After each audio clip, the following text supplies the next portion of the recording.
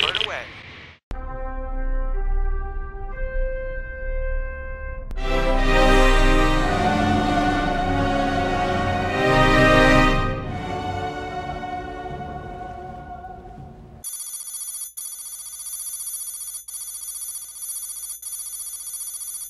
I love this typing noise. It just has that quintessential 80s sound to it. You know you're watching The Hunt for Red October.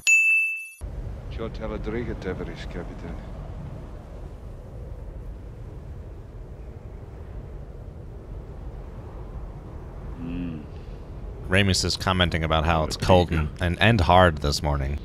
He's leaving the only country he's ever known.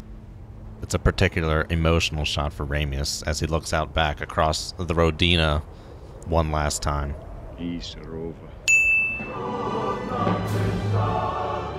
Man, this boat will always be huge.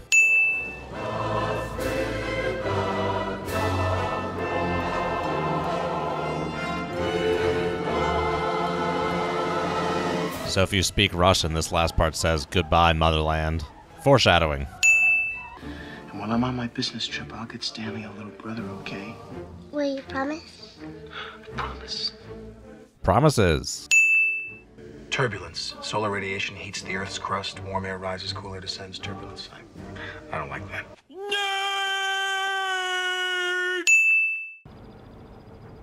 I wonder where this ominous guardhouse is. Oh. CIA. Jack boy, get yourself in here. Jesus, you look like hell. Best friends are always honest with each other. She decided that it would be enough if we were to buy one for Stanley. Who's Stanley? I love the completely unnecessarily serious tone from Admiral Greer in this conversation. He's acting like Jack had a kid he never heard about or something like that. It just gets me every time. Big son of a bitch. Gotta appreciate that honesty. Satellite caught Red October in Polyony Inlet this morning. Oh, shit.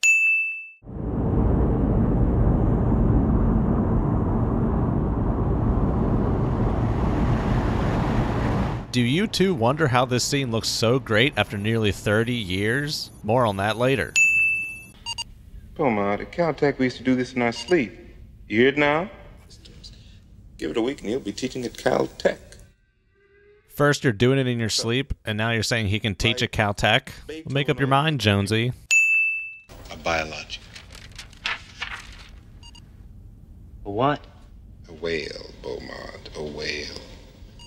A marine mammal that knows a hell of a lot more about sonar than you do. This may be one of my favorite lines of the movie. I think there is no one other single line that has been quoted by me than this one right here. He gets to ragging on you too bad, kid. You could always ask him about Pavarotti. So the guy who plays Cobb is pretty great. We all know this. But did you also know that he wrote the screenplay for The Hunt for Red October? I was working at Paramount, and I had just finished Presidio and Beverly Hills Cop 2. And Ned Tannen said to me, "Why don't you do The Hunt for Red October?"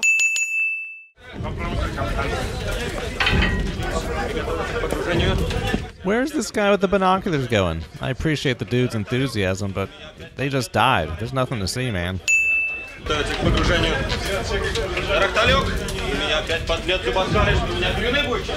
I love this one shot of Ramius walking around his con here. He's taking in all the sights and sounds of coming down below after diving on his last deployment ever. Sampalet Putin в Coyote. Goodbye. The framing of this shot showing Ramius walking down the corridor to his cabin is great. It's solely focused on him. The sounds die down from the con.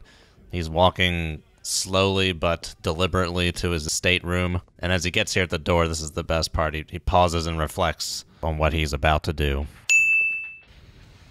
Все, иду как тац, блажен, бодрствующий и хранящий одежду свою. И он собрал их на место, называемое по-еврейски Армагеддон. And the seventh angel poured forth his bowl into the air, and a voice cried out from heaven, saying, "It is done." This zoom in here to switch from Russian to English is awesome. I'm not sure how many movies switch languages in the middle of it like this, but this is a very unique way of doing it. Become death. A man with your responsibilities reading about the end of the world. Valid concern. It is an ancient Hindu text quoted by an American. He invented the atomic bomb, and he was later accused of being a communist. Irony. You wrote and underlined these passages. No. This book belonged to my wife. I keep it for sentimental value. I'm sorry, Comrade Captain. Your wife was a beautiful woman. Her death was unfortunate. When you watch this back after seeing it for the first time, you can really see in Ramius's face why he does not mind killing this prick. How many agents did the KGB put aboard my boat? Your boat, Captain? Yes. If the KGB or the GRU has agents aboard, I will be the last to know. Honesty.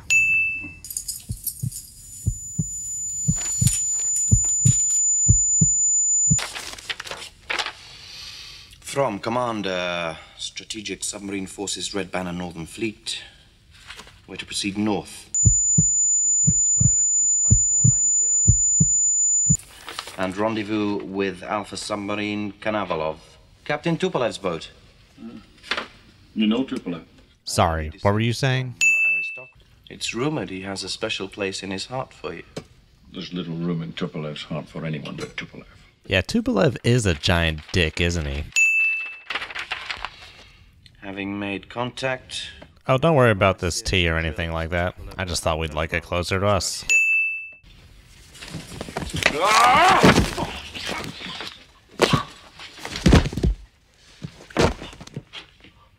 Gotta give major credit to Peter Firth in this scene here. So many emotions in his dying face. You got, why am I dying? You broke my neck. You murdered me. But then also, I can't breathe at the end there as he breathes his last breath.